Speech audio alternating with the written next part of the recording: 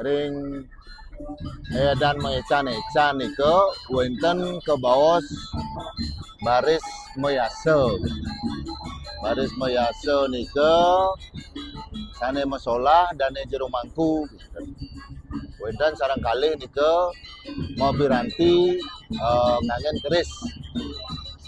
Nah, baris mayase niki suksemanipun ngeyasin karya nika dengan simbol-simbol ketajaman gitu. Diharapkan setelah setelah karya niki muncul ketajaman-ketajaman baru, terutamanya ketajaman spiritual.